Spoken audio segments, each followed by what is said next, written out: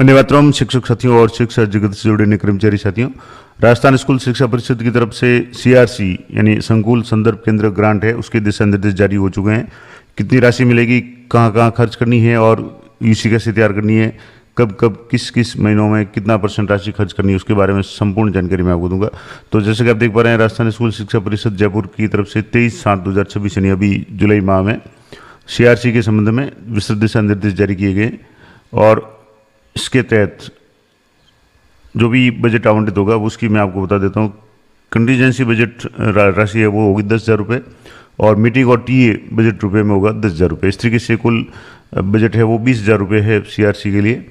अब इसको खर्च कैसे करना है, तो इसमें विस्तृत निर्धारित जो दिशा निर्देश है उसके अनुसार समग्र शिक्षा अंतर्गत सत्र 2026-27 में 11,305 सीआरसी के लिए आवंटित जो राशि है, जिलेवार कितनी है वो भी इसमें दिया हुआ है। अब इसको खर्च कैसे करना है, तो सीआरसी ग्रांट के उपयोग या व्यय हेतु विस्तृत दिशा निर्देश इस प्रकार से है, जिसमें दो भाग जिसमें जो बताए गए हैं, 10,000 रुपये है कंटीजेंसी बजट और 10,000 रुपये है मीटिंग टीए बजट में।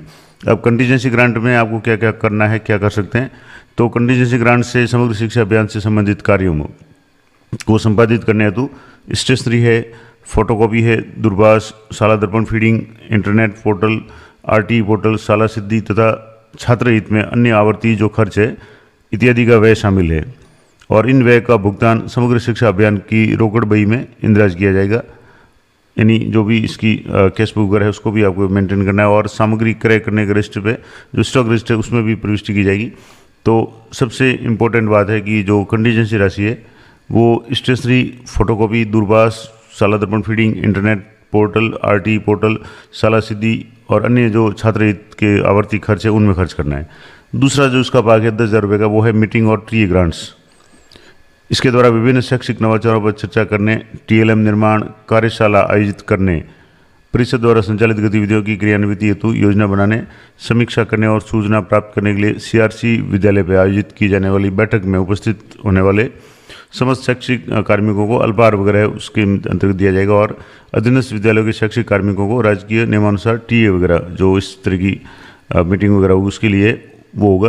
अब इसकी मॉनिटरिंग है तो मुख्य जिला शिक्षा अधिकारी संकुल संदर्भ केंद्र अनुदान की राशि सीआरसी और दिशा निर्देश 2026-27 समस्त सीआरसी कार्यालयों को जारी किया जाना सुनिश्चित करेंगे और योजनाबद्ध तरीके से इसकी मॉनिटरिंग होगी। अब जिला लेवल से ब्लॉक अधिकारियों को राशि हस्तांतरित की जाएगी और उसका नियमित रूप से मॉनिटरिंग की जाएगी। अब इसमें किस तरीके से खर्च करना है या इसकी सीमा क्या है, अब हालांकि ये सब कुछ गाइडलाइन दी हुई है, लेकिन जब भी बजट आएगा तब खर्च कर पाएंगे। और पिछले सालों का जो कुछ अनुभव है कि बहुत ही लेट में, यानी मार्च में, अप्रैल तक या मार्च में, इसका फरवरी लास्ट में बजट आता है तो समस्या हो जाती है कि खर्च कैसे करना है। तो इसके अनुसार जो चरणबद्ध तरीके से जो सीमा दी गई है कि जो भी राशि उसकी 40% है वो जुलाई से सितंबर के अंतर्गत खर्च करना है। अब ये हो सकता है कि आप इसको खर्च कर लें और अपने जो बिल वगैरह है इसको संधारित कर रखें और जब भी पेमेंट आए आप उसका भुगतान उठा लें। अक्टूबर से दिसंबर तक 30% खर्च करनी है और जनवरी से 15 फरवरी तक 30% यानी शेष जो राशि है वो खर्च करनी है। इस तरीके से पूरे साल भर में 100% राशि खर्च करनी है और बजट प्राप्त होने पर उक्त राशि सारणी के अनुसार समय सीमा में राशि का उपयोग किया जाए। चरणबद्ध रूप से समय सीमा में राशि का उपयोग नहीं किए जाने पर संबंधित अधिकारी के विरुद्ध में अनुशासनात्मक कार्रवाई अमल में लाई जाएगी और इसके लिए जो लिखा संबंधित निर्देश है उनकी भी आपको पालना करनी है। और इसके लिए कैसे प्रावधान रहेगा, तो वित्तीय वर्ष 2025-26 के महालेखाकार जो भी दल है उसके द्वारा ऐसे नीतियों से संबंधित इम्प्लीमेंटिंग एजेंसी एआई द्वारा राशि को अपने बैंक खातों में अनियमित रूप से पार्क किए जाने संबंधी आक्षेप आए, यानी कुछ ऑब्जेक्शन आए जिसमें बैंक खाते में राशि है वो पार की गई और भारत सरकार द्वारा जारी एसएनए गाइडलाइंस और वित्तीय नियमों के अनुरूप सभी क्रियान्वित हेतु विशेष कुछ दिशा निर्देश किए गए हैं, उनको आपको विशेष ध्यान रखना है। किन किन बातों को ध्यान रखना है, तो एक तो बजट इस मद में निर्धारित बजट सीमा से अधिक व्यय नहीं किया जाना है। दूसरा, निर्धारित समय सीमा से अधिक व्यय किए जाने पर संबंधित के विरुद्ध में नियमानुसार कार्रवाई कर वसूली की जाएगी और क्रय हेतु वित्तीय नियमों का ध्यान रखा जाए। जो भी बजट का प्रावधान उसी के अनुसार खर्च करना है और किए गए व्यय का निर्धारण समय अवधि में उपयोगिता प्रमाण पत्र यानी यूसी है वो भी आप जाकर के समायोजित सुनिश्चित कराएं।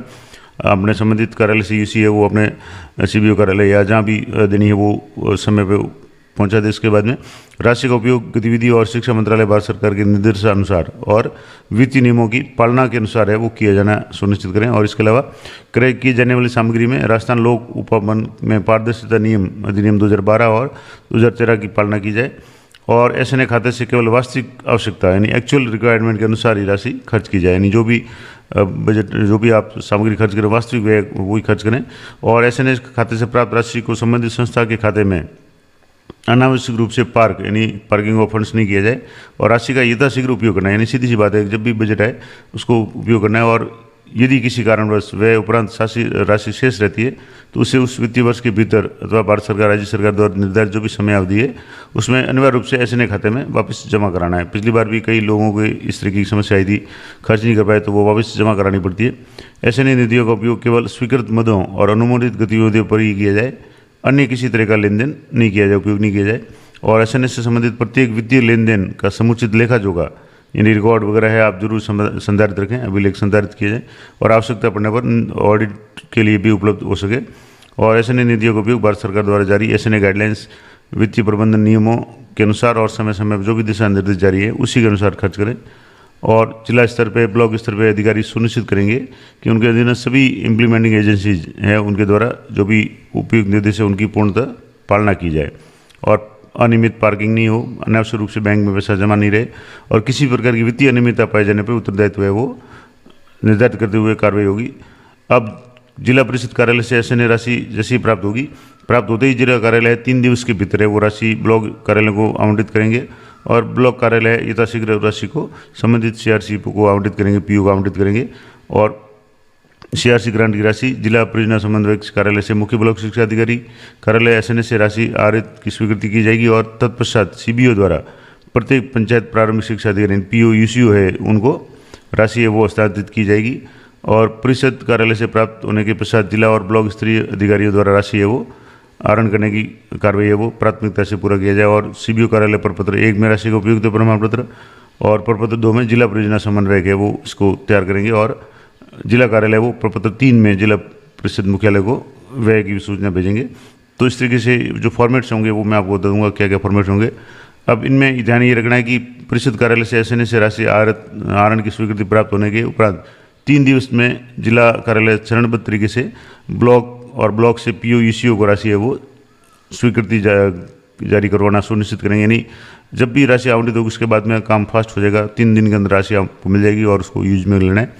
अब इसके लिए जो सीआरसी लेवल पे जो उपयुक्त प्रमाण पत्र उसका फॉर्मेट है ब्लॉक का नाम, जिले का नाम, संकुल सीआरसी का नाम यानी आपके जो भी पीओ यूसीओ कार्यालय का नाम और प्रमाणित किया जाता है कि 17/2026-27 में कुल प्राप्त राशि जो भी राशि प्राप्त होती है उसका उपयोग एसडीएमसी एसएमसी द्वारा कर लिया गया और उपयोग की गई राशि ये है। और इसमें क्रम संख्या और इसमें कंटीजेंसी ग्रांट में कितनी खर्च की, मीटिंग टीए में कितनी की, ये कितनी आवंटित हुई और कितनी खर्च हुई, दोनों का विवरण करके सीआरसी जो भी है उनके प्रभारी के हस्ताक्षर करके इसको डिस्पैच करके आपको सीबीओ कार्यालय भेजना है। सीबीओ कार्यालय से जो समेकित होगी उपयुक्त प्रमाण पत्र वो जिला स्तरीय जो कार्यालय है वहाँ भेजा जाएगा और जिला स्तरीय कार्यालय से जिला परिषद कार्यालय में इस तरीके से ये भेजा जाएगा जहाँ लेखा अधिकारी वगैरह उन सभी की साइन होंगे। तो ये पूरी डिटेल्स है। और इसके अलावा ये सीआरसी ग्रांट से किस जिले में कितने सीआरसी है, कितनी राशि आवंटित हुई है, कंटीजेंसी ग्रांट में कितनी हुई है, मीटिंग टीए में कितनी हुई और टोटल कितनी हुई है। जैसे अजमेर जिले की बात करें तो यहाँ 247 सीआरसी है और इनमें कंटीजेंसी राशि और कुल मिला करके 24,07,000 या 70,000 जो भी है वो खर्च मतलब इसके लिए निर्धारित की गई है। इस तरीके से आप अपने ज़िले की जो भी अमाउंट है वो आप यहाँ से देख सकते हैं। तो ये पूरी डिटेल्स मैंने आपको बता दी कि सीआरसी राशि किस तरीके से खर्च करनी है और जब भी आती है आपको तुरंत उसको उपयोग में लेना है और किन किन मदों में उपयोग लेना है ये मैंने आपको बता दिया। 2 तरह की जो राशि आएगी 10,000 कंटीजेंसी बजट में और 10,000 मीटिंग टीए में, तो आप उसी के अनुसार उसको खर्च करें। ये थी पूरी जानकारी अच्छी लगे तो वीडियो को लाइक करें, शेयर करें।